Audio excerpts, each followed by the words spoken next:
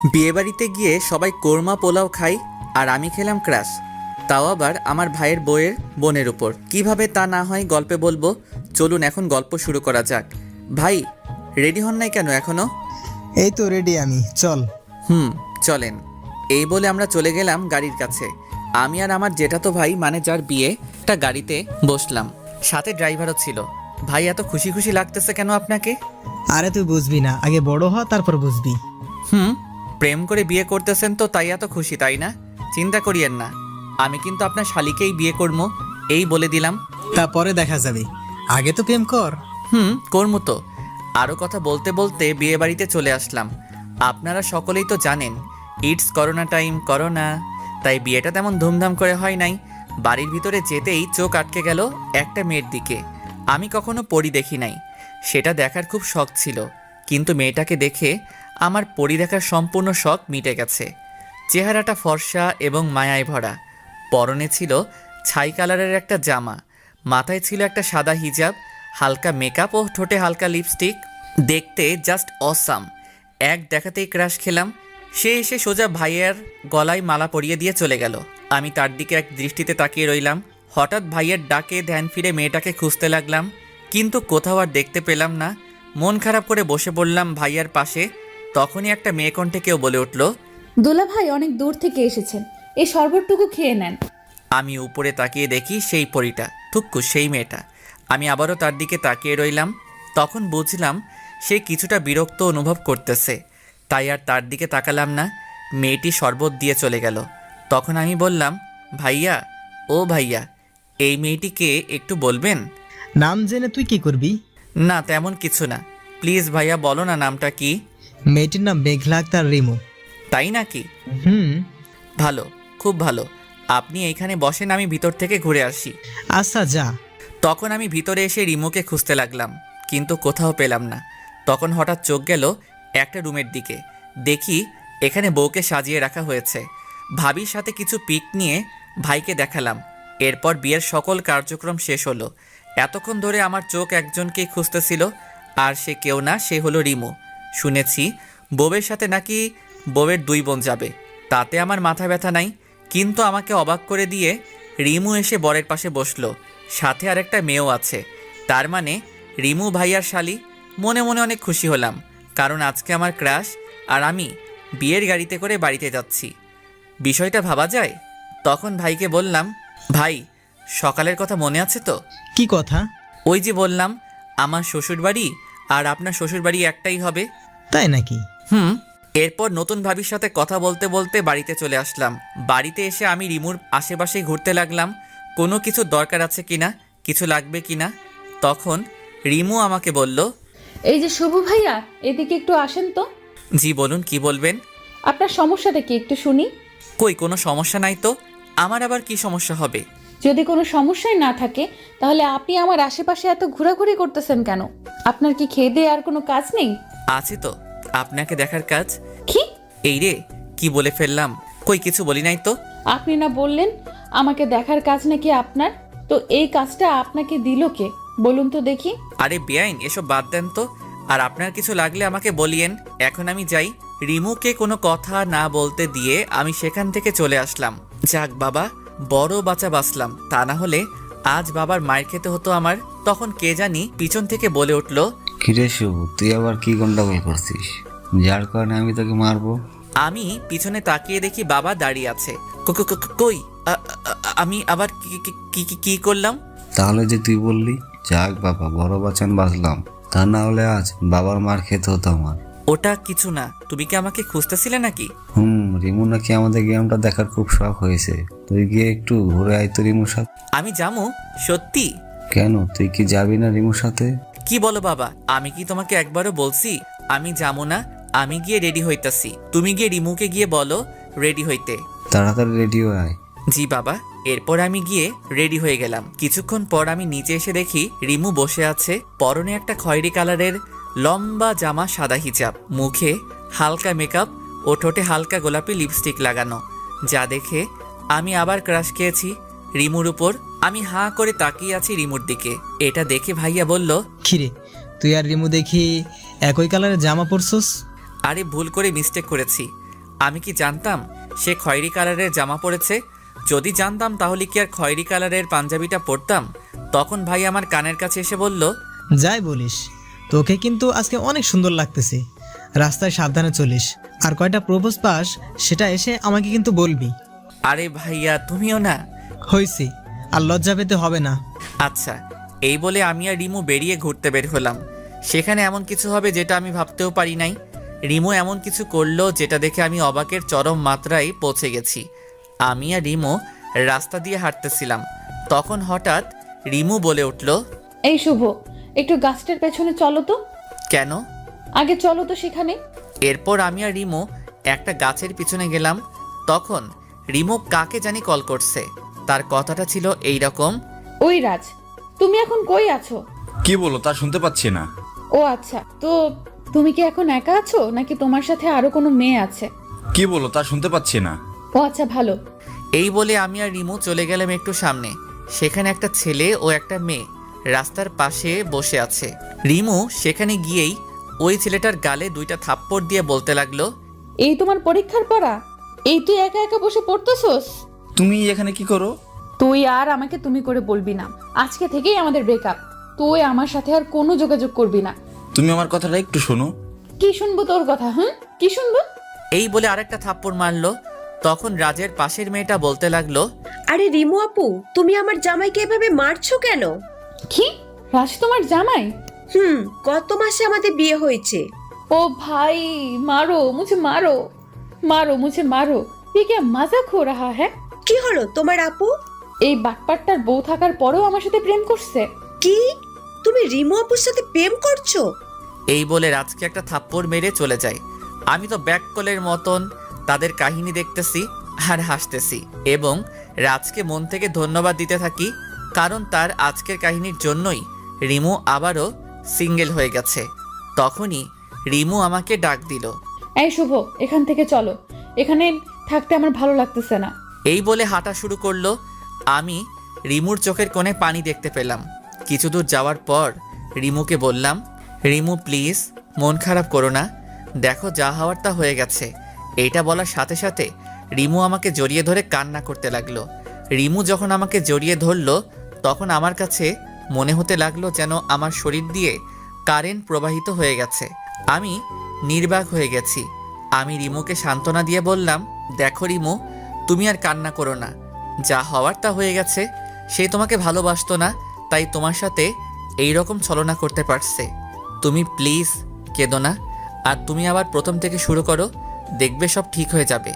কিন্তু আমি তো তাকে খুব ভালোবেসেছি, নিজের থেকেও বেশি বিশ্বাস করতাম তাকে, আর সে কিনা আমার সাথে। প্লিজ রিমু, কান্না থামাও। দেখো লোকে কি বলবে, তারা তো খারাপ বলবে, তাই বলছি এখন আপাতত ওই দিকটায় চলো, সেখানে গিয়ে না হয় কান্না করবে। এরপর আমি আর রিমু একটা খালি জায়গায় বসলাম। প্রায় 2 ঘন্টা কান্না করার পর তার কান্না থামলো। রিমু, তোমার হয়েছে, এবার তো বাড়িতে চলো, দেখো রাত 8টা বাজে। আচ্ছা চলো। এরপর আমি আর রিমু বাড়িতে চলে আসলাম। রিমুও কিছুটা স্বাভাবিক হয়েছে। এরপর রাতে খাবার খাওয়ার সময় হলো আরেক বিপত্তি। ভাইয়া আমাকে বলল, সুফ, তুই একটু রিমুকে ডেকে আনতো খাওয়ার জন্য। আচ্ছা ভাইয়া। এই বলে রিমুর ঘরের দিকে গেলাম রিমুকে ডাকার জন্য। যেই আমি রিমুর ঘরে ঢুকলাম তখন দেখলাম রিমু তার হাতে ব্লেড দিয়ে একটা আঁচড় দিছে এবং টপ টপ করে রক্ত পড়া শুরু হয়ে গেছে। আমি তাড়াহুড়ো করে আমার পকেট থেকে রুমাল বের করে রিমুর হাতে পেঁচিয়ে দিলাম যাতে একটু রক্ত পড়া কমে, কিন্তু রক্ত পড়া যেন বন্ধই হচ্ছে না। আমার সাদা রুমালটা রক্তে পুরোটা লাল হয়ে গেছে, আর এই দিকে রিমু কান্না করে যাচ্ছে। আমি রিমুকে ঠাস করে একটা থাপ্পড় মারলাম এবং বললাম, চুপ থাক, এখন এত কান্না কিসের? যে চলে গেছে সে তো গেছে, তার জন্য নিজের জীবন শেষ করা লাগবে নাকি? আমার কথা শুনে রিমু কিছুটা শান্ত হলো। এরপর আমি রিমুকে কোলে তুলে নিচে চলে গিয়ে ভাইয়াকে বললাম, ভাইয়া তাড়াতাড়ি গাড়ি বের করো, রিমুকে নিয়ে হাসপাতালে যেতে হবে। কেন, কি হয়েছে? আগে তুমি গাড়িটা বের করো। এরপর আমি আর ভাইয়া মিলে রিমুকে হাসপাতালে নিয়ে গেলাম। ওখানে যাওয়ার পর ডাক্তার রিমুর হাতে সেলাই করে। অনেকখানি কেটে গেছে হাতটা, তাই 5টা সেলাই দেয়, এরপর ব্যান্ডেজ করে দেয়। রাত 12টার দিকে আমরা বাড়ি চলে আসি। বাড়িতে আসার সাথে সাথে সবাই জিজ্ঞেস করতে থাকে কিভাবে কেটেছে। তখন আমি বললাম, আরে তেমন কিছু না, ব্লেড দিয়ে নখ কাটতে যাই, তখন হাতটা কেটে যায়। কি রে তুই না? ভাইয়া আর কিছু বলতে না দিয়ে ভাবিকে নিয়ে ঘরে চলে যায়। ভাইয়াকে আজ ঘটে যাওয়া সকল কিছু বলে দিয়েছি, তাই ভাইয়া ভাবিকে নিয়ে যায়। কিছুক্ষণ পর ভাবি রিমুকে ভাত দিয়ে যায় খেতে। তারও তো আজ বাসর রাত, সেখানেও তো কিছু নিয়ম আছে, সেগুলো পূরণ করতে ভাবি চলে যায় বাসর ঘরে। তখন রিমু বলল, শুভ, আমার হাত তো কাটা, প্লিজ তুমি আমাকে একটু খাইয়ে দাও না প্লিজ। ওরে আল্লাহ, এই মেয়েকে নিয়ে আমি কি করব কিছুই বুঝতে পারতাছি না। সে নাকি আমার হাতে ভাত খাবে। আমি একটু বিরক্ত হইছি, কারণ এর আগে আমি কাউকে খাইয়ে দেই নাই, তাই তার থেকে বেশি হইছি কারণ আমার ক্রাশ আমার হাতে খেতে চাইছে। তাই তখন রিমু আমাকে ডাক দিল। এই শুভ, কি হলো, খাইয়ে দিবে না? দিচ্ছি। এরপর রিমুকে খাইয়ে দিতে লাগলাম। কিছুক্ষণ পর রিমুর খাওয়া শেষ হলো, তখন তাকে পানি খাইয়ে দিতে যাব, তখন দেখি সে তার ডান হাত দিয়ে পানি খাইতেছে।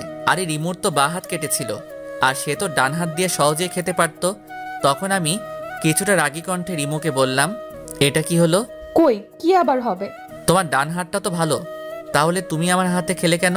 ও মা, তাই তো। এই বলে রিমু একটা হাসি দিল। রিমুর এই হাসি দেখে আমার সমস্ত রাগ চলে গেল। আমি তার হাসি দেখতে লাগলাম। রিমু এটা বুঝতে পেরে হাসিটা বন্ধ করে আমাকে বলল, কি দেখতেছেন এভাবে? তোমার হাসিটাকে। শুধুই কি হাসি দেখতেছেন নাকি আরো কিছু দেখতেছেন? তোমাকেও দেখতেছি, কত সুন্দর তুমি, সুন্দর তোমার এই হাসিটা, যেটা দেখে 1000 বছর কাটিয়ে দিতে পারবো আমি। তাই নাকি? এই রে, এটা কি বললাম আমি? সে যদি এখন কিছু মনে করে তাহলে তো প্রেম করার আগেই আমার ব্রেকআপ নিশ্চিত। মনে মনে বললাম। কি হলো, চুপ করে আছেন কেন? এটা বাদ দেন, আগে বলেন আপনি আমার হাতে খাবার খেলেন কেন? আপনার হাত তো ঠিকই আছে। আসলে আমার না নিজের হাতে খেতে একদমই ভালো লাগতেছিল না, তাই আমি আপনার হাতে খেলাম। প্লিজ রাগ করিয়েন না, কাল থেকে তো আর খাবো না। কেন খাবে না? বারে, কালকে তো আমরা চলে যাব, তাহলে খাবো কিভাবে? ও তাই তো। আর যদি আপনি চান তাহলে কিন্তু সকালে নাস্তা ও দুপুরের খাবার খেতে পারবো আপনার হাতে। সত্যি? 100% সত্যি। তো এত আপনি আপনি করতেছেন কেন? আমরা তো ফ্রেন্ড হতে পারি, তাই না? আপনি চাইলে আরো কিছু হতে পারি। কি হলো বলেন, আমরা কি ফ্রেন্ড হতে পারি না? অবশ্যই। তাহলে নো, আপনি অনলি তুই। আচ্ছা। এই বলে আমি প্লেট রাখতে উঠতে যাব, তখনই ভাবি এসে রিমুকে ঠাস ঠাস করে 2টা থাপ্পড় মেরে রিমুকে জড়িয়ে ধরে কান্না করতে লাগলো। এই, তোকে কে বলছিল হাত কাটতে? যদি শুভ না দেখতো তখন কি হতো তুই বল? তোর যদি কিছু হতো তাহলে তোর দুলাভাই কি করে আমাদের বাড়িতে মুখ দেখাতো? কি রে, চুপ করে আছিস কেন বল? আপু সরি রে, আসলে আমি তাকে খুব বেশি ভালোবেসেছিলাম, কিন্তু সে তো আমাকে খুব বড় একটা ধোঁকা দিল। আমি কখনো ভাবতেই পারি নাই সে আমাকে এইভাবে ধোঁকা দিবে। তাই বলে কি তোকে মরতে হবে?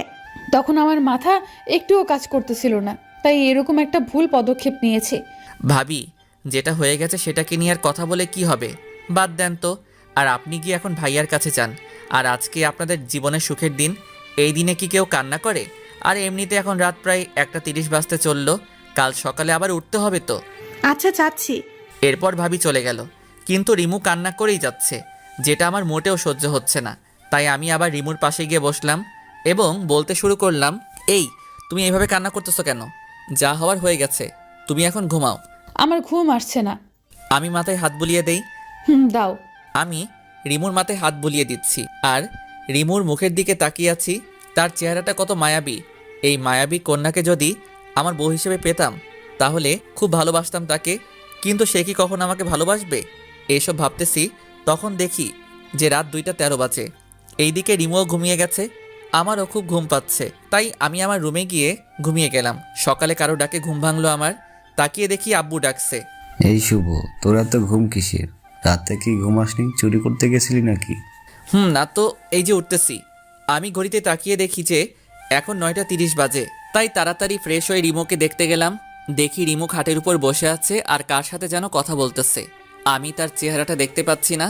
তখন আমি রিমোকে উদ্দেশ্য করে বললাম, এই যে মিস রিমো, আমি কি ভিতরে আসতে পারি? আরে শুভ, তুই আয়, ভেতরে আয়।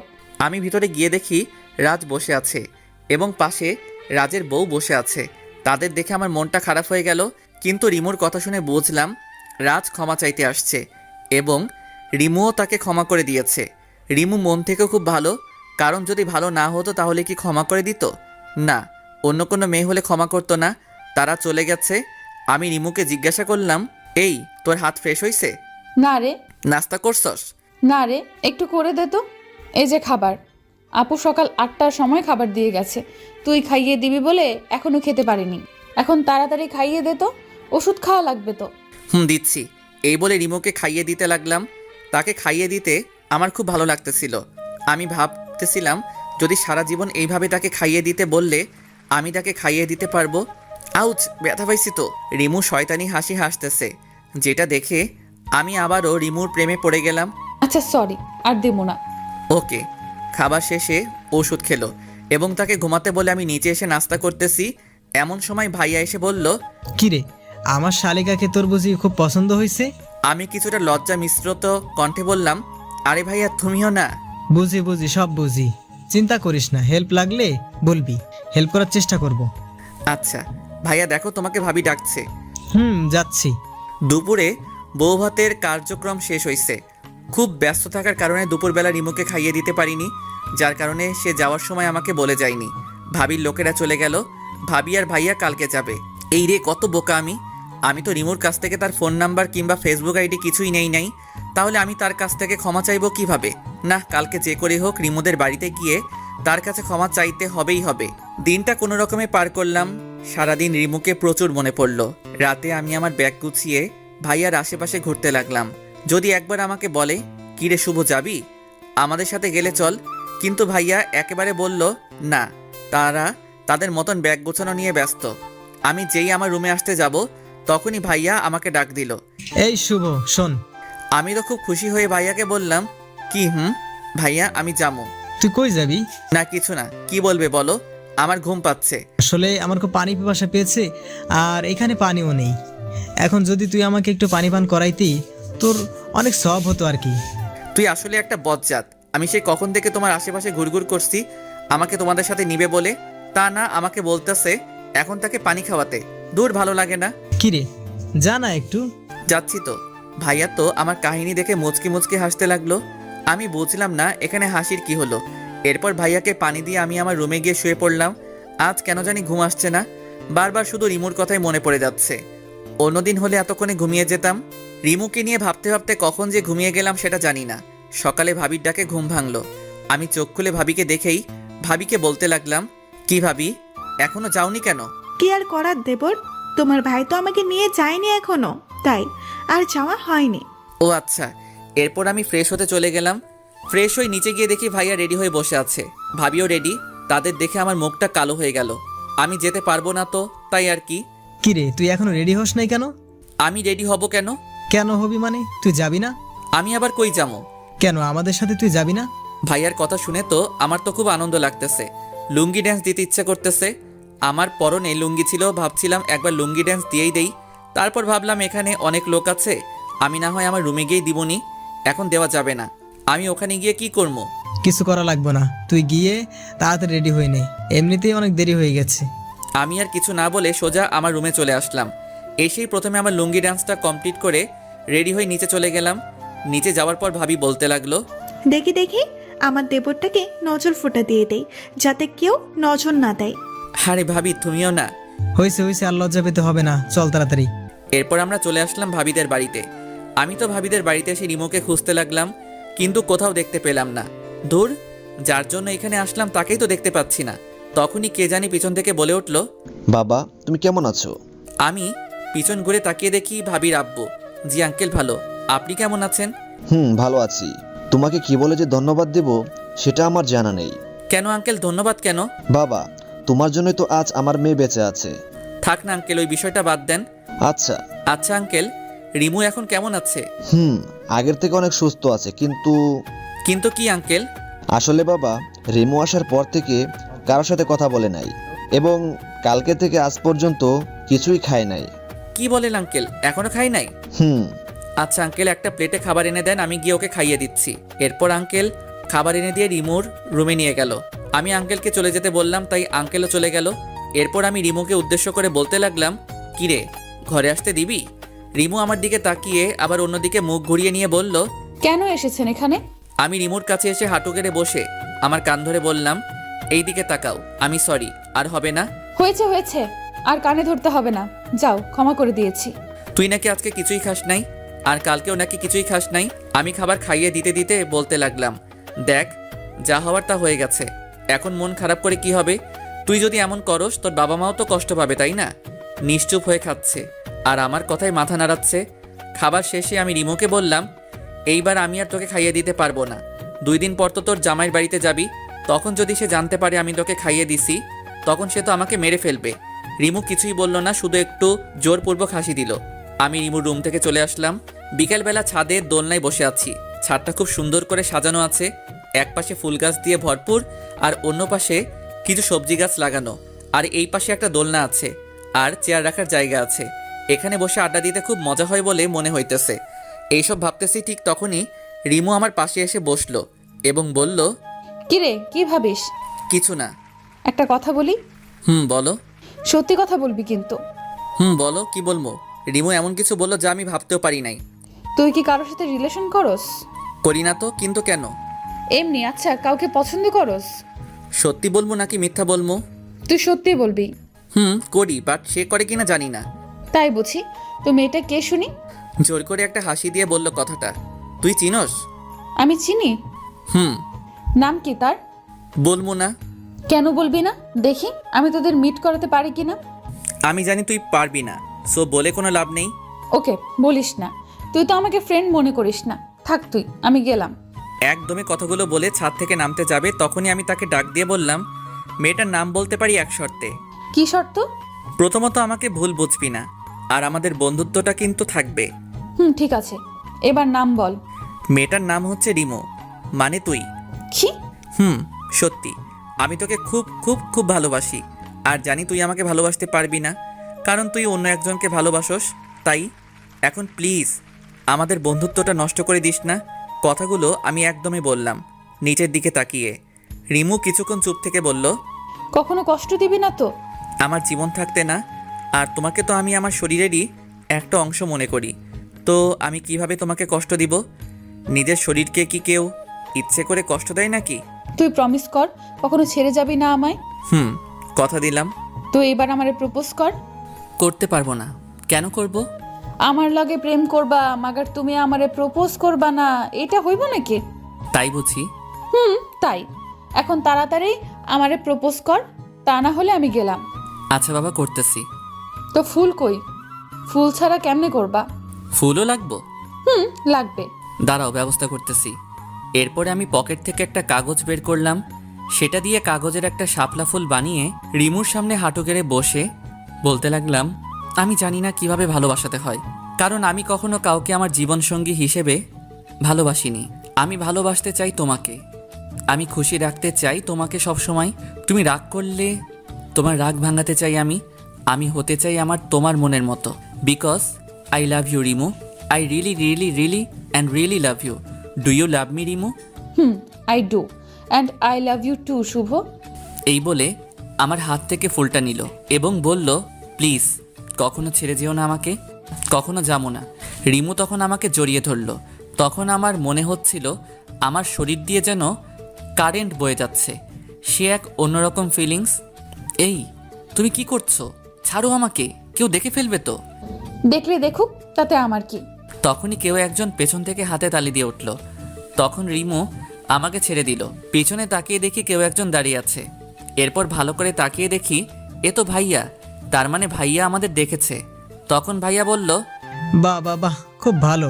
আমার ভাই দেখি 5G। রিমুর সাথে দেখা হতে হতেই রিলেশন শুরু করে দিয়েছি।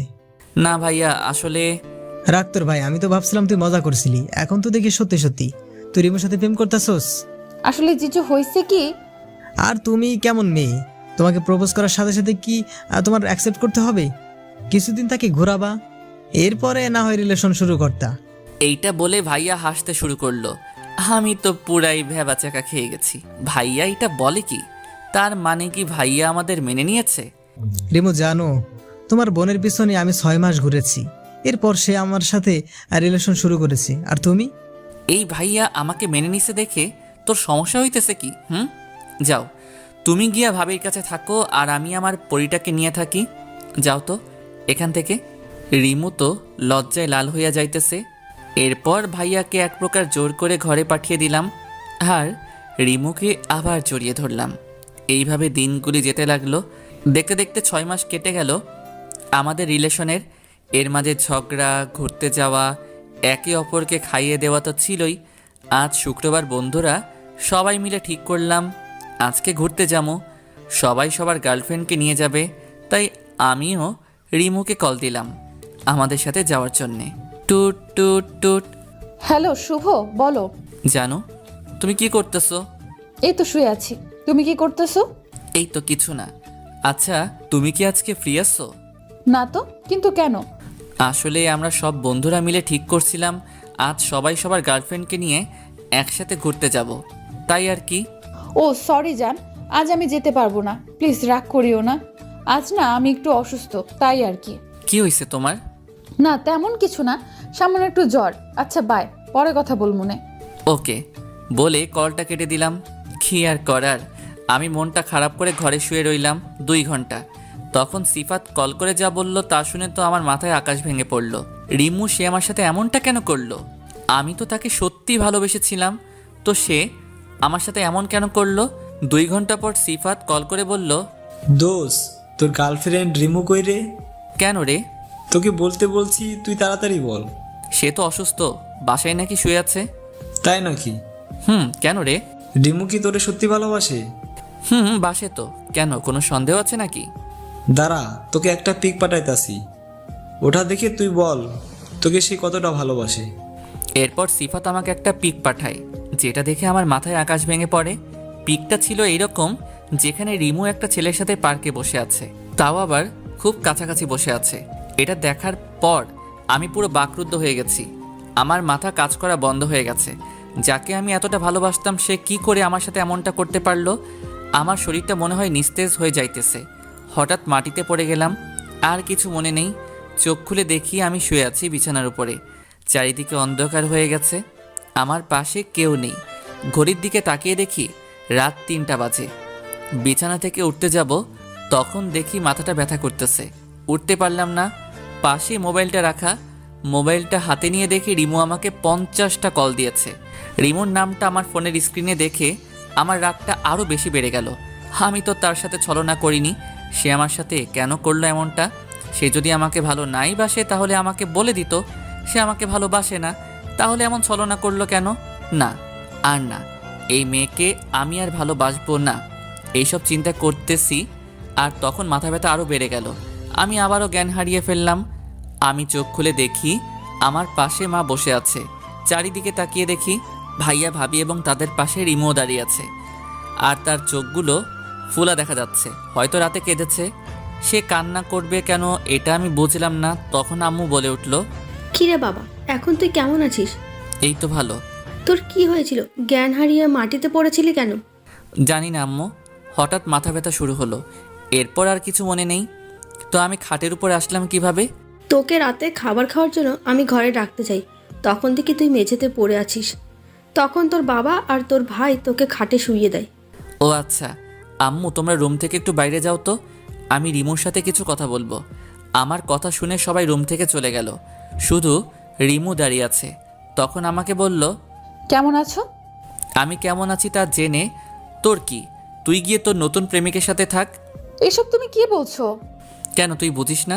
আমি তো তোকে ভালোবেসেছিলাম, কেন তুই এমনটা আমার সাথে করলি? আরে কি করছি সেটা তো আগে বলবা। কেন, কালকে কার সাথে পার্কে গিয়েছিলি? কে হয় সে তোমার? তুমি কি করে জানলে? এই দেখ, এটা দেখে। ও এইটা দেখে? এতে হাসির কি হলো? তোর এই হাসি এখন ভালো লাগতেছে না। তাই বুঝি? তো এই পিকটা দেখে তোমার এই অবস্থা? কেন হইব না? তুই আমাকে বললি তুই অসুস্থ, এখন তুই অন্য ছেলেদের সাথে ঘুরতে যাস। আমার জানটা দেখে আমার উপর রাগ করেছে। ওই তুই কজনকে জান বানাস? কাল সারাদিন যার সাথে ঘুরলি তাকে বলস, আর আজকে আমায় তুই জান বলতে চাস? তোর কাহিনীটা কি? আরে মেরি জান, ওইটা তো আমার ফুফাতো ভাই ছিল, তার সাথে আমি ডাক্তারের কাছে গিয়েছিলাম। তখন সে আমার মন ভালো করতে আমাকে নিয়ে পার্কে গিয়েছিল। তো এটা আগে বলনি কেন? আমি কি জানতাম এত কিছু হয়ে যাবে যে? আচ্ছা কান ধরছি, আর হবে না। প্লিজ কখনো ছেড়ে যেও না, আমি তোমাকে ছাড়া বাঁচতে পারবো না। হ্যাঁ তা তো দেখলামই আজকে। I love you Rimo, I really really really love you. I love you too. বলে রিমু আমাকে জড়িয়ে ধরলো। হঠাৎ ঠাস করে আওয়াজ হলো। দেখি রিমুর গালটা লাল হয়ে আছে। কে মেরেছে দেখার জন্য তাকাতেই যাকে দেখলাম তাকে দেখার জন্য আমি মোটেও প্রস্তুত ছিলাম না। তাকে দেখার পর মনে হলো আমি যেন ভূত দেখছি। এ তো ভাবি। আসলে ভাবি আমার আর রিমুর রিলেশনের কথা কিছুই জানতো না। তাকে দেখে আমরা দুইজনই একে অপরকে ছাড়িয়ে নিলাম। তখন রিমু বলল, আপু তুমি এইখানে? কি করতেছো তুই এখানে শুভর সাথে? আসলে আপু আমি না শুভকে খুব ভালোবাসি। আমি তাকে ছাড়া বাঁচবো না। প্লিজ আপু এমন কিছু করো না যাতে আমার শুভ আলাদা হয়ে যায়। প্লিজ আপু। শুভ, রিমু যা বলছে তা কি সত্যি? হ্যাঁ ভাবি, রিমু যা বলছে সব সত্যি। আমিও রিমুকে খুব ভালোবাসি। আমিও তাকে ছাড়া বাঁচব না। প্লিজ ভাবি এমন কিছু করো না যাতে আমরা আলাদা হয়ে যাই প্লিজ। কতদিন থেকে তোমরা রিলেশন করতেছো? ভাবি প্রায় 6 মাস। তো তুই আজ মাথা ঘুরে পড়ে গেছিলি কেন? রিমু কি তোকে কিছু বলেছিল নাকি? না মানে আসলে ভাবি, আসলে আমি সন্দেহ করেছিলাম রিমুকে নিয়ে। আমি মনে করেছিলাম রিমু আমার সাথে ছলনা করতেছে। তাই এই বিষয় নিয়ে অতিরিক্ত টেনশন হচ্ছিল আমার, যার ফলে মাথায় খুব চাপ পড়ে এবং মাথা ঘুরে পড়ে যায়। তো এখন কিসের সন্দেহ আছে? না ভাবি কোনো সন্দেহ নেই। আপু রিমুকে চুপ করিয়ে দিয়ে ভাবি আবার বলল, রিমু তুই চুপ থাক, আমি আগে শুভর সাথে কথা বলি, এরপর তোর সাথে কথা বলতেছি। আচ্ছা আপু। শুভ, তোমাদের রিলেশনের কথা ঘরে কে কে জানে? ভাবি শুধু ভাইয়া জানে, আর কেউ না। কি তোমার ভাই তোমাদের ব্যাপারটা জানে অথচ আমাকে কিছুই বলে নাই? আজ তার একদিন কি আমার একদিন। আরে ভাবি রাগ করো কেন? আমি ভাইয়াকে বলেছিলাম তোমাকে যাতে না বলে, বললে যদি কোনো সমস্যা হতো তাই। তার মানে তুমি বুঝাইতে চাইতেছো আমার কারণে তোমার ক্ষতি হয়? ভালো তো, ভালো, খুব ভালো। আরে আমার জানোটা দেখি রাগ করছে। রাখো তোমার জানো, আমি কারো জানো নয়। আমি তো তোমার খালি ক্ষতি করি। আর একটা কথা কি জানো তুমি? তোমার আর রিমোর ব্যাপারে আমার বাবা মার কাছে বলছিলাম। তারা বলছিল তোমরা দুইজনে যদি রাজি থাকো তাহলে তারা তোমাদের বিয়ে দেবে, তাদের কোনো আপত্তি নেই। সত্যি? খুশি হয়ে লাভ নেই। আমি এখনই আমার বাবা মাকে বলবো তোরা একে অপরকে বিয়ে করতে চাস না। আর ভাবি আর কিছু বললো না। এই দেখো ভাবি আর কিছু বলো না। এই দেখো কানে ধরেছি। আর কখনো কোনো কিছু তোমার থেকে গোপন করব না। প্লিজ এইবারের মতন ক্ষমা করে দাও জানু, প্লিজ। জি না, তা হবে না। আমি তো তোমার খালি ক্ষতিই করি, তাহলে কেন তুমি এখন কান ধরতেছো? ক্ষমা করবে না তো? ওকে করা লাগবো না, যাও। আমি তো খারাপ ছেলে, আমাকে ক্ষমা করবে কেন? আর আমি তো খুব বড় অপরাধ করেছি যার ক্ষমা হয় না, তাই তো রাগ দেখিয়ে বললাম। কারণ সোজা কথা এখন কাজ হবে না, তাই আমিও একটু উল্টা পাল্ট লইলাম ভাবির সাথে। আমার দেবরটা দেখি আবার রাগও করতে জানে। থাকো তুমি তোমার রাগ নিয়ে, আমি চাই। এই বলে ভাবি রিমুকে নিয়ে চলে গেল। এটা কি হলো? সব সময় তো দেখি আমি রাগ করলে আমার আবদারগুলো পূরণ করে, আর আজকে চলে গেল। ভাবি যাওয়ার পর আমার কেমন জানি কষ্ট হতে লাগলো। আর খালি মনে হচ্ছে এই বুঝি আমি আমার রিমুকে হারিয়ে ফেলেছি। এইদিকে কাল দুপুর থেকে কিছুই খাইনি, খুব ক্ষুধাও পেয়েছে। এইদিকে সকাল পেরিয়ে দুপুর, দুপুর পেরিয়ে বিকাল হয়ে গেছে, কিন্তু কেউই আমার জন্য খাবার নিয়ে আসলো না। তাই আমি ঘর থেকে বের হলাম আর আম্মুকে ডাকতে লাগলাম, আম্মু, ও আম্মু, আম্মু ক্ষুধা লাগছে তো খুব, কিছু কি খেতে দিবা? আমার কথার কোনো উত্তর পেলাম না। আর ঘরটা কেমন জানি শান্ত শান্ত লাগতেছে, মনে হইতেছে ঘরে কেউ নেই। এরপর খাবার টেবিলের দিকে চোখ যেতেই দেখলাম খাবার প্লেটে খাবার পাশে একটা শপিং ব্যাগ এবং একটা চিঠি লেখা। চিঠিটা পড়ে তো যেন আমি খুশিতে নাচতে লাগলাম। চিঠিতে লেখা ছিল, কি করতে বলছি, তুমি তো দেখি খুব রাগ করো। আচ্ছা এবার রাগ করাটা বাদ দিয়ে খাবারটা খেয়ে শেরওয়ানিটা পরো, তোমার শ্বশুর বাড়িতে চলে আসো। তোমার বউ তোমার জন্য অপেক্ষা করতেছে, এতে তোমার জানো। আহা কি আনন্দ আকাশে বাতাসে, আহা কি আনন্দ আকাশে বাতাসে। আজকে আমি যাবো আমার শ্বশুর বাড়িতে। আহা কি আনন্দ আকাশে বাতাসে। 30 মিনিটের ভিতর খাবার খেয়ে রেডি হয়ে বাইক নিয়ে বেরিয়ে পড়লাম শ্বশুর বাড়ির উদ্দেশ্যে। আমি বাইক চালাচ্ছি আর ভাবতেছি এত সহজে সবাই সব কিছু মেনে নিবে তা আমি কখনো ভাবতেও পারি নাই। আমি আজ আমার স্বপ্নের রানীকে আমার করে পাবো, ভাবতেও খুব ভালো লাগতেছে। আর কিছু দূর বাকি। আমি বাইক চালাচ্ছি তো চালাচ্ছি, ঠিক তখনই আমার সামনে একটা পিচ্চি বাচ্চা চলে আসে। আমি তখন পাশ কাটিয়ে যেতে চাই, ঠিক তখনই একটা ট্রাক এসে সোজা আমাকে ধাক্কা মারে আর আমি খুব জোরে একটা চিৎকার দিয়ে নিচে পড়ে যাই। আমি রক্তাক্ত অবস্থায় পড়ে আছি, আমার চোখগুলি বন্ধ হয়ে আসছে, সব কিছু ঝাপসা ঝাপসা দেখছি। তখনই মনে হইল রিমু আমাকে বলতেছে, শুভ জানো আমাদের না টুইন বেবি হবে। আমার আর কিছু মনে নেই। অন্যদিকে আম্মু আব্বুকে বলতেছে, কি গো, শুভ কোথায়? সে এখনো আসছে না কেন? আমার না খুব চিন্তা হচ্ছে তারে নিয়া। তুমি ওকে একটা কল করো না গো প্লিজ।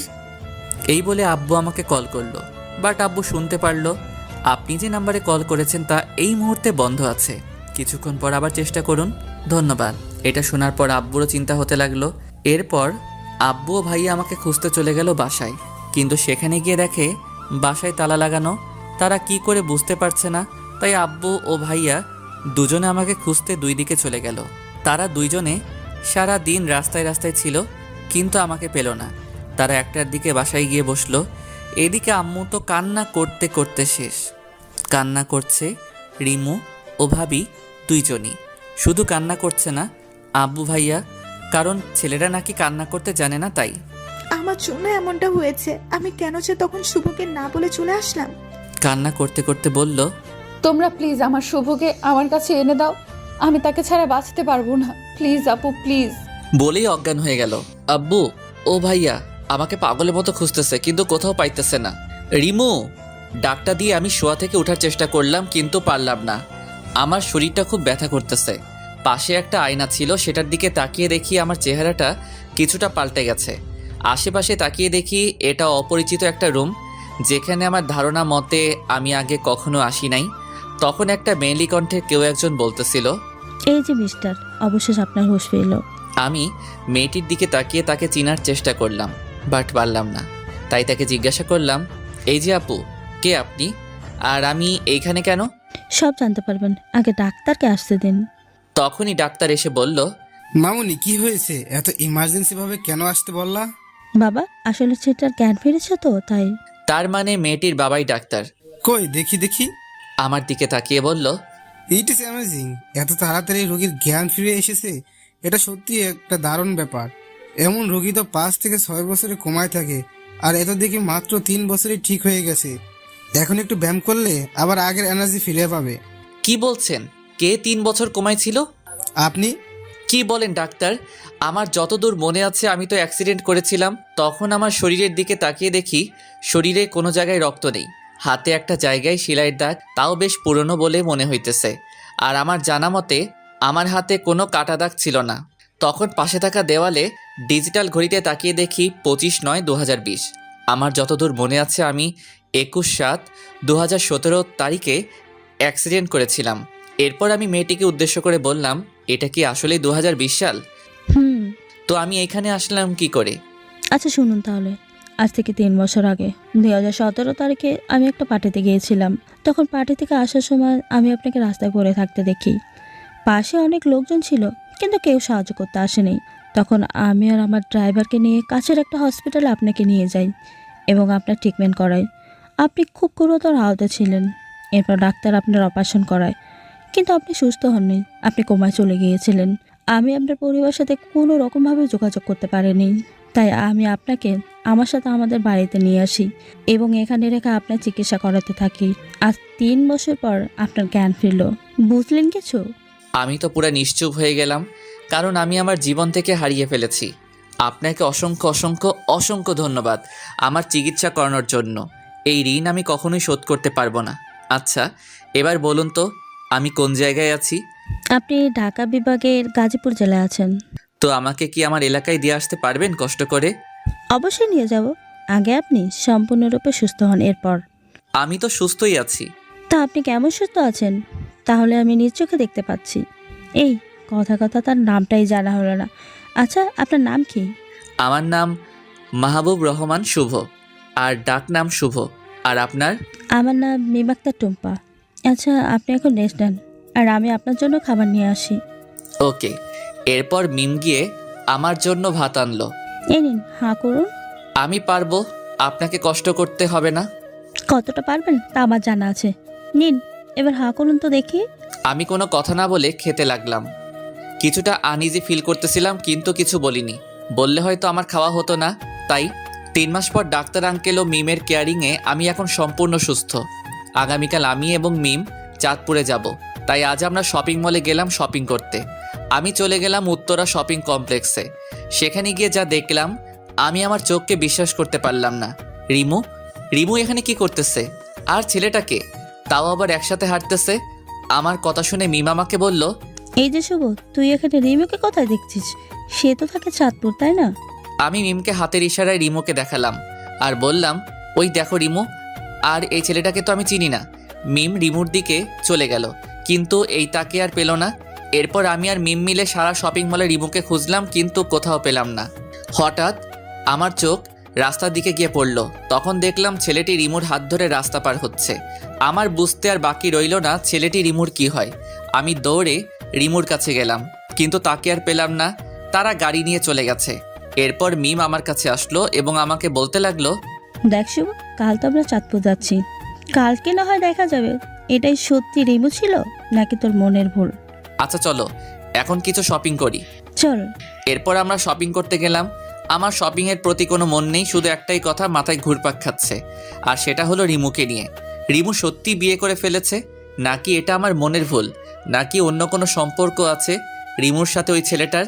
কি রে শুভ, তুই এত কি ভাবছিস? মিমের কথায় আমার ঘোর কাটলো। কই কিচ্ছু না তো। কিছু না হলেই ভালো। এই তো শপিং করা শেষ হয়েছে। এই তো প্রায় শেষ। কেন বলতো? না মানে মাথাটা খুব ব্যথা করতেছে তো, তাই আর কি। কি, তোর মাথা ব্যথা করতেছে? আর তুই আমাকে বলতেছিস কেন? এখন বললাম তো। তো বাসায় চল, আমি টিপো দেব মনে। চল। একটুবার বাসায় চলে আসলাম। এরপর আমি শুয়ে রইলাম ঘুমানোর জন্য। বারবার শুধু রিমুর কথাই আমার মনে পড়তেছে। কখন যে ঘুমিয়ে গেলাম তা আর খেয়াল নেই। সকালবেলা মিমের ডাকে ঘুম ভাঙে, তাই আমি উঠে ফ্রেশ হয়ে রেডি হয়ে গেলাম। এরপর আমি আর মিম গাড়ি নিয়ে চলে গেলাম চাঁদপুরের উদ্দেশ্যে। দীর্ঘ 6 ঘন্টা পর আমরা এসে পড়লাম আমার চিরচেনা শহর চাঁদপুরে। এখানে প্রায় সব কিছুই পরিবর্তন হয়েছে। এখন আমি দাঁড়িয়ে আছি আমাদের বাড়ির সামনে। তখনই রিমু ঘর থেকে বের হলো। আমাকে দেখে চিৎকার দিয়ে বলতে লাগলো, শুভ, তুমি এসেছো? এসেই আমাকে জড়িয়ে ধরলো আর বলতে লাগলো, শুভ, তুমি কেমন আছো? এতদিন কই ছিলা তুমি? আমাকে কি একবারও মনে পড়ে নাই? তখনই আমার কালকের কথা মনে পড়ে গেল, যখন দেখলাম রিমু অন্যের হাত ধরে হাঁটতেছিল।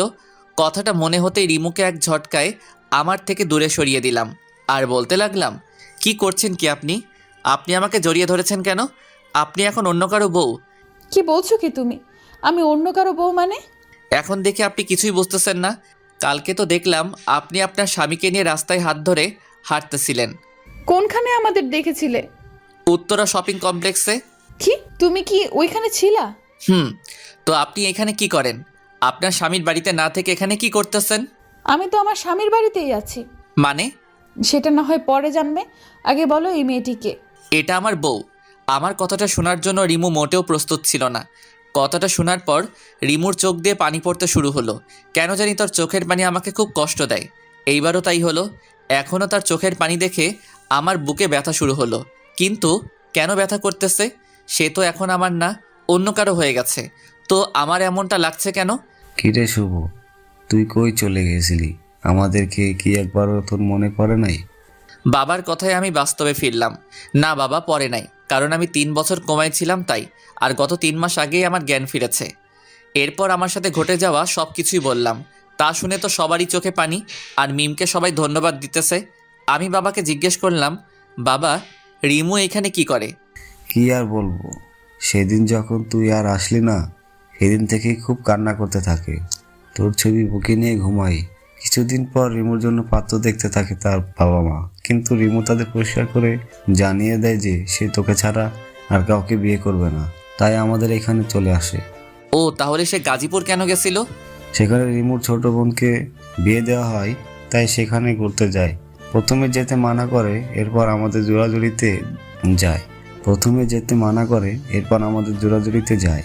আর কালকে সে আসছে এখানে। তার মানে আমি রিমুকে ভুল বুঝে কষ্ট দিয়েছি। এখন কি করি?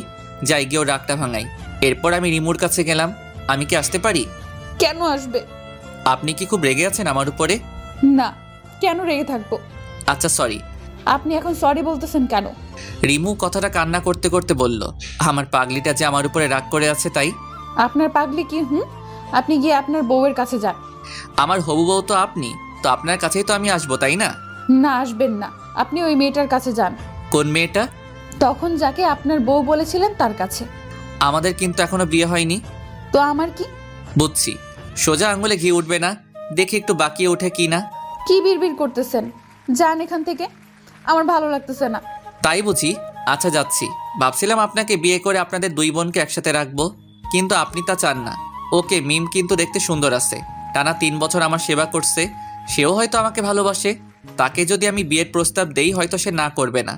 তাহলে যাই, আপনাকে তো পেলাম না, আপনি তো আমাকে এখন সহ্যই করতে পারো না। এই কুত্তা, বিলাই, হাঁস, মুরগি, তুই কই যেতেছস? আর এক পা যদি সামনে যাস তোর পা ভেঙে দিব। চুপচাপ এখানে আয়। পা ভাঙবে কেন? কচি খোকা, কিচ্ছু বোঝে না। প্রেম করবা তুমি আমার সাথে, অপেক্ষা করা আর রাখবা তুমি আমারে, আর বিয়ে করবা তুমি ওই শাকচুনিটারে? অসম্ভব। কেন, তাকে বিয়ে করলে কি হইব? আপনি তো এখন আর আমাকে ভালোই বাসেন না। এটা বলার দেরি রিমু আমাকে জড়িয়ে ধরার দেরি করে নাই। রিমু সোজা এসে আমাকে জড়িয়ে ধরে বলতে লাগলো, তোমরা কেন আমাকে এত কষ্ট দাও? আমাকে এত কষ্ট দিতে কি তোমাদের ভালো লাগে? রাজ আমাকে ভালোবাসা শিখিয়ে অন্যকে বিয়ে করে নিল, আর তখন তো আমি মরে যেতে চেয়েছি। কেন বাঁচালি? আর বাঁচালে যখন আবার ভালোবাসা শিখাইলেই বা কেন? তুই জানোস তোর জন্য কত কান্না করছি আমি? তুই কি এটা বুঝছস? তোকে আমি কতটা ভালোবাসি তুই কেন বুঝিস না? তোকে ছাড়া আমি বাঁচতে পারবো না, আমি মরে যাব। প্লিজ শুভ, আমাকে ছেড়ে যেও না প্লিজ, খুব ভালোবাসবো তোমায়। আমি তাকে শক্ত করে জড়িয়ে ধরে বললাম, আমার পাগড়িটাকে ছাড়া তার এই পাগলটাও তো প্রাণহীন দেহের মতন। I love you Shubh, I really really love you, please কখনো ছেড়ে যেও না। মরার আগ পর্যন্ত যাব না। তখনই আমাদের শত্রু মানে আমাদের রোমান্সে বাধা দিতে প্রতিবারের মতন এইবারও চলে আসলো আমার জানু ওরফে ভাইয়ের বউ মানে আমার ভাবি। এই যে দেবুজি, এখন সব রোমান্স বাদ দেন, যা করার বিয়ের পরে করিয়েন। আমি আর রিমু তো লজ্জায় লাল, নীল, হলুদ, সবুজ, বেগুনি হয়ে গেলাম। আর লজ্জা পেতে হবে না, নিচে চলুন, সবাই আপনাকে ডাকছে। এরপর আমি, রিমু আর ভাবি নিচে সবার কাছে গেলাম। তখন বাবা বলতে লাগলো, শুভ, তোর আর রিমুর বিয়েটা পরের সপ্তাহে আমরা ঠিক করেছি, তুই কি বলিস? তোমরা যা ভালো বোঝো তাই হবে। আচ্ছা ঠিক আছে। আজ বিয়ের দিন। রিমুর শাড়ি পরা একটা পিক দেখলাম, সেখানে তাকে দেখতে অস্থির দেখা যাচ্ছিল। এরপর আমরা রিমুর বাড়িতে গেলাম। বিয়ের সকল কার্যক্রম শেষ হলো, খুব ভালোভাবে শেষ হলো। রাত 11:50। বন্ধু বান্ধবীরা বলছে ঘরে যেতে, কিন্তু অজানা এক ভয় লাগছে, যার কারণে ঘরের ভিতরে ঢুকতে ভয় করতেছে। কি জানি কি হয় সে কথা ভাবতেই অবশেষে সকল ভয়কে জয় করে আমি রুমের ভিতরে প্রবেশ করলাম। সেখানে দেখি রিমু ইয়া বড় একটা লম্বা ঘোমটা দিয়ে বসে আছে। আমি রিমুকে উদ্দেশ্যে একটা সালাম দিলাম, আসসালামু আলাইকুম। রিমু মাথা তুলে দেখে আমি এসেছি। তখন রিমু উঠে এসে আমার পায়ে ধরে সালাম করলো। আমি মজা করে বললাম, দীর্ঘজীবী হও মা, স্বামী সংসার নিয়ে সুখে থাকো, আর কখনো স্বামীকে কষ্ট দিবা না এবং স্বামীর সকল কথা মেনে চলবা। কি, আমি তোর মা লাগি তাই না? দেখাচ্ছি তোরে মজা। এই বলে আমাকে খাটে ফেলে দিল। এই কি করছো কি? চলো আগে গিয়ে 2 রাকাত নফল নামাজ পড়ে নেই। চলো। এরপর আমরা নামাজ পড়ে আসলাম। রিমু আমার বুকের উপর মাথা রেখে বলতেছে, প্লিজ শুভ, কখনো ছেড়ে যেও না আমায়। যাব না। এই বলে আমরা হারিয়ে গেলাম ভালোবাসার অতল গভীরে। সকালে রিমুর ডাকে ঘুম ভাঙলো। এরপর উঠে গেলাম আর রিমুকে পেছন থেকে জড়িয়ে ধরলাম। আরে কি করছো? কিছু না তো। আচ্ছা, এখন গিয়ে গোসল করে এসো। আরো 5 বছর পর। আব্বু আব্বু, ঘুম থেকে উঠো, আম্মু না আমাকে মারছে। রাইসার ডাকে আমার ঘুমটা ভেঙে যায়। আপনারা ঠিকই ধরেছেন, রাইসা আর কেউ না, সে হলো আমার কিউট পিচ্চি মেয়ে। আরেকজনও আছে, আর সে হলো রিহিকা। হ্যাঁ, আমাদের টুইন বেবি হয়েছে। তোমার আম্মু কেন তোমাকে মারছে? আব্বু ও না চুলি করে চকলেট খাইছে আর আম্মু হলে মারছে, তুমিও মারো।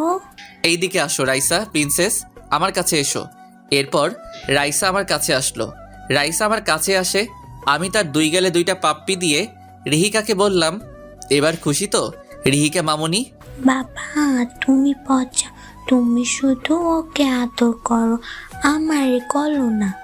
তাই বুঝি মামুনি, তুমিও এইদিকে আসো। এরপর রিহিকাকেও 2টা পাপ্পি দিলাম। এবার খুশি তো? বাবা আমরা দুজনেই খুশি। এরপর রিমু আসলো। এখানে বাবা মেয়েরা মিলে কি করা হচ্ছে? বাবা আম্মু এসেছে, তাকেও একটু বকে দাও। তাই নাকি? এরপর আমি রিমুকে যা করলাম তার আপনাদের না জানলেও চলবে, বাকিটা না হয় আমার মধ্যেই থাকুক। বোঝেনি তো আপনারা, ব্যক্তিগত বলতে কিছু আছে তো নাকি? গল্পটা কেমন হলো প্লিজ জানাবেন। আর যারা পরবর্তী পার্ট গল্প পেতে আমাদের চ্যানেলটি সাবস্ক্রাইব করে পাশে থাকা বেল আইকনটি বাজিয়ে দিন। সবাই ভালো থাকবেন, সুস্থ থাকবেন। দেখা হবে পরের গল্পে। আল্লাহ হাফেজ। বিয়েবাড়িতে গিয়ে সবাই কোরমা পোলাও খাই আর আমি খেলাম ক্রাশ, তাও আবার আমার ভাইয়ের বউয়ের বোনের উপর। কিভাবে তা না হয় গল্পে বলবো। চলুন এখন গল্প শুরু করা যাক। ভাই রেডি হন নাই কেন এখনো? এই তো রেডি আমি, চল। চলেন। এই বলে আমরা চলে গেলাম গাড়ির কাছে। আমি আর আমার জেঠাতো ভাই মানে যার বিয়ে, একটা গাড়িতে বসলাম, সাথে ড্রাইভারও ছিল। ভাই এত খুশি খুশি লাগতেছে কেন আপনাকে? আরে তুই বুঝবি না, আগে বড় হ তারপর বুঝবি। প্রেম করে বিয়ে করতেছেন তো তাই এত খুশি, তাই না? চিন্তা করিয়েন না, আমি কিন্তু আপনার শালিকেই বিয়ে করবো, এই বলে দিলাম। তারপরে দেখা যাবে, আগে তো প্রেম কর। করবো তো। আরও কথা বলতে বলতে বিয়ে বাড়িতে চলে আসলাম। আপনারা সকলেই তো জানেন ইটস করোনা টাইম, করোনা, তাই বিয়েটা তেমন ধুমধাম করে হয় নাই। বাড়ির ভিতরে যেতেই চোখ আটকে গেল একটা মেয়ের দিকে। আমি কখনো পরি দেখি নাই, সেটা দেখার খুব শখ ছিল, কিন্তু মেয়েটাকে দেখে আমার পরি দেখার সম্পূর্ণ শখ মিটে গেছে। চেহারাটা ফর্সা এবং মায়ায় ভরা, পরনে ছিল ছাই কালারের একটা জামা, মাথায় ছিল একটা সাদা হিজাব, হালকা মেকআপ ও ঠোঁটে হালকা লিপস্টিক। দেখতে জাস্ট অসাম। এক দেখাতেই ক্রাশ খেলাম। সে এসে সোজা ভাইয়ের গলায় মালা পরিয়ে দিয়ে চলে গেল। আমি তার দিকে এক দৃষ্টিতে তাকিয়ে রইলাম। হঠাৎ ভাইয়ের ডাকে ধ্যান ফিরে মেয়েটাকে খুঁজতে লাগলাম, কিন্তু কোথাও আর দেখতে পেলাম না। মন খারাপ করে বসে পড়লাম ভাইয়ার পাশে। তখনই একটা মেয়ে কণ্ঠে কেউ বলে উঠল, দুলা ভাই অনেক দূর থেকে এসেছেন, এই শরবতটুকু খেয়ে নেন। আমি উপরে তাকিয়ে দেখি সেই পরীটা, থুক্কু সেই মেয়েটা। আমি আবারও তার দিকে তাকিয়ে রইলাম। তখন বুঝলাম সে কিছুটা বিরক্ত অনুভব করতেছে, তাই আর তার দিকে তাকালাম না। মেয়েটি শরবত দিয়ে চলে গেল। তখন আমি বললাম, ভাইয়া, ও ভাইয়া, এই মেয়েটিকে একটু বলবেন? নাম জেনে তুই কি করবি? না তেমন কিছু না, প্লিজ ভাইয়া বলো না নামটা কি। মেয়েটির নাম মেঘলা আক্তার রিমু। তাই নাকি?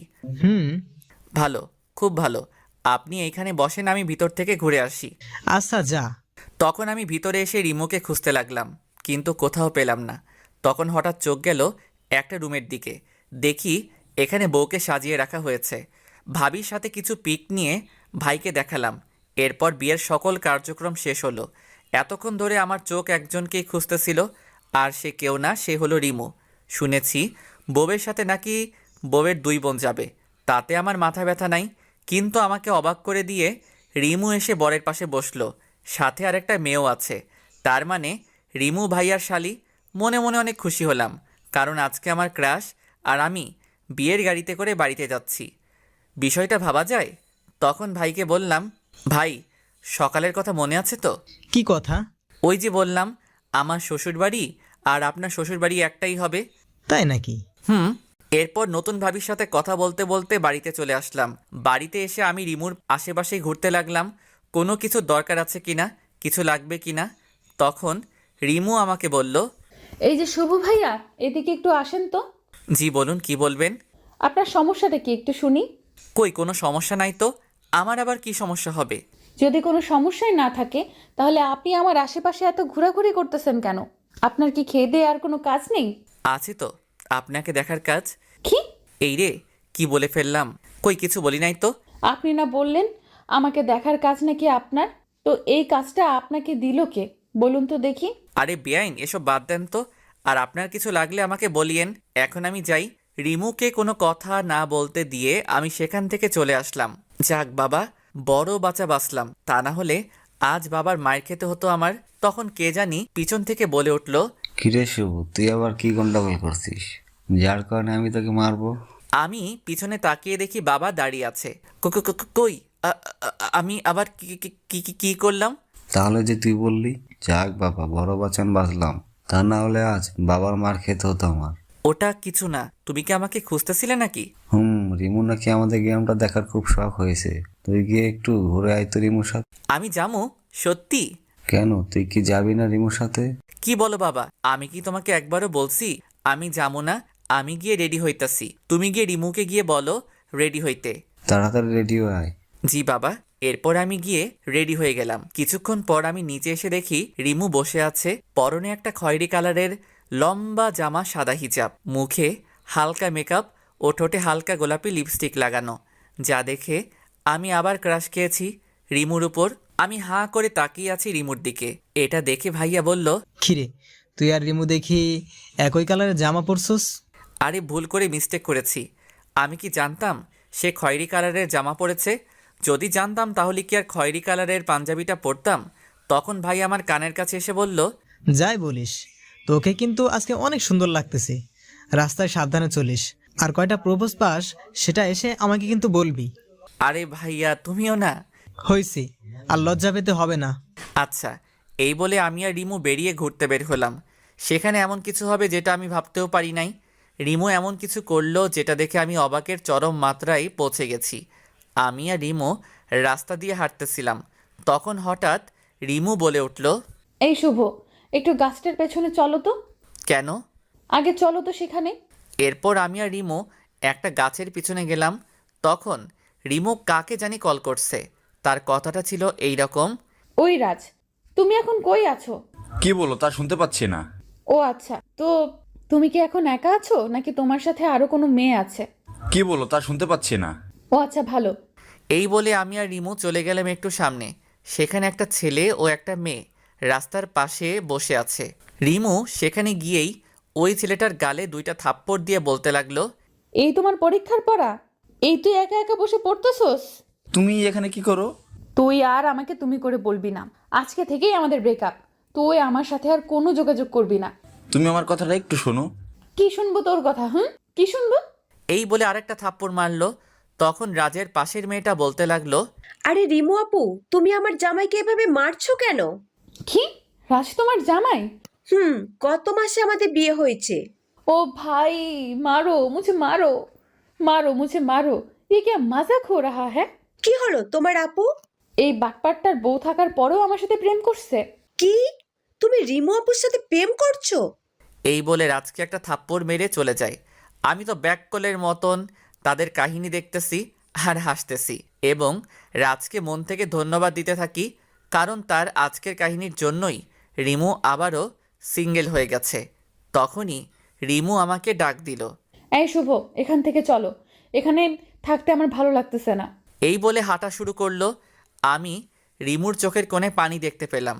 কিছু দূর যাওয়ার পর রিমুকে বললাম, রিমু প্লিজ মন খারাপ করো না, দেখো যা হওয়ার তা হয়ে গেছে।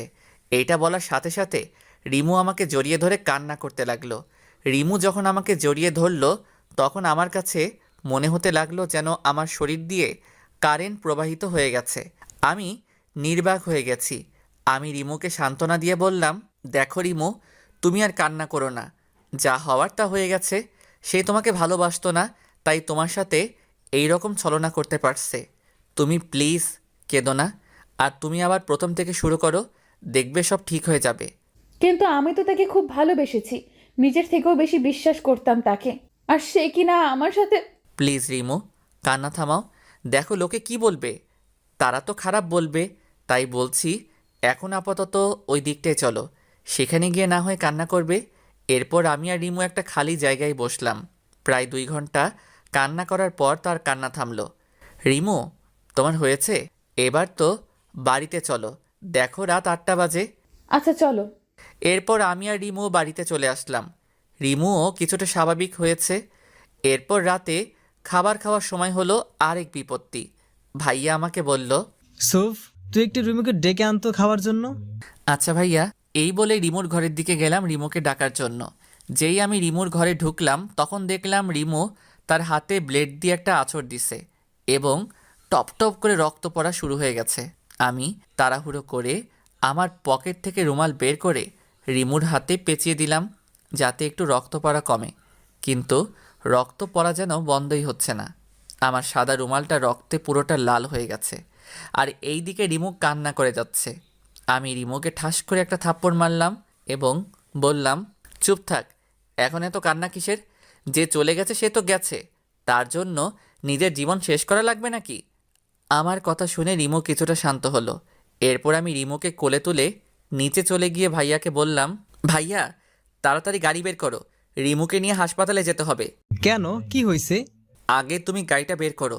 এরপর আমি আর ভাইয়া মিলে রিমুকে হাসপাতালে নিয়ে গেলাম। ওখানে যাওয়ার পর ডাক্তার রিমুর হাতে সেলাই করে।